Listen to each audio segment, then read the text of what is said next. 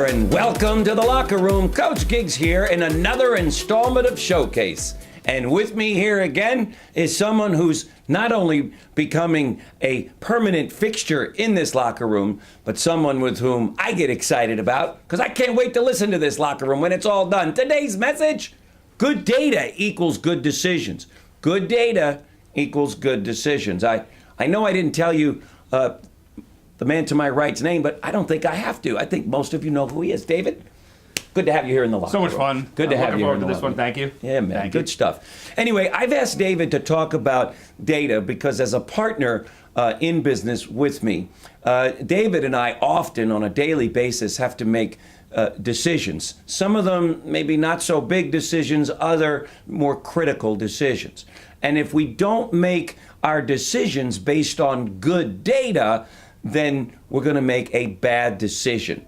And so I've asked David here to talk about this. David, go to it. Man. Come on. Often we find ourselves, both Coach Giggs and I in business, and I know myself personally, and I'm sure you have in your life, confronted by a difficult decision or a crossroads in our lives, and our instinct is to react emotionally. Now, if we're standing in the checkout line at the supermarket and we're wondering, should we pick up a candy bar on the way out and how that's going to make us feel, I don't know that we need to get data to make that decision. That could be a gut instinct kind of deal. But when we're dealing with a bigger issue, something that may not be as clear-cut or simple, it's definitely wise to look at all of the information, the facts and the figures and the angles, and that means digging into the data. And I know, data is not the sexiest or most inspiring thing to talk about in the locker room, but when you're facing a decision in a relationship or a shift in business, simply by looking at your feeling or your gut, it's not going to be enough. We can get it right some of the time, and even often. I know leaders with amazing instincts, including the guy standing next to me right now, fantastic at gut feel.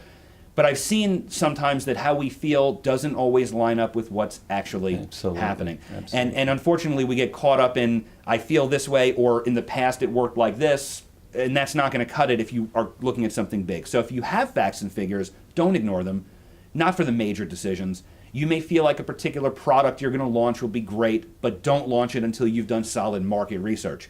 The movie Moneyball that came out, I think, a couple of years ago with Brad Pitt, showed us this in baseball, that while there's a place for feel and gut instincts with scouts in baseball, looking at hardcore data can make a huge difference when you're putting together a successful team. So before you take a big plunge, remember to not only check your gut, but check your head, check your facts and figures, and when you're doing both, then the best decisions will always happen. And of course, when you're making great decisions, what will we be living? We'll be living our what? Very best life. Come on, baby.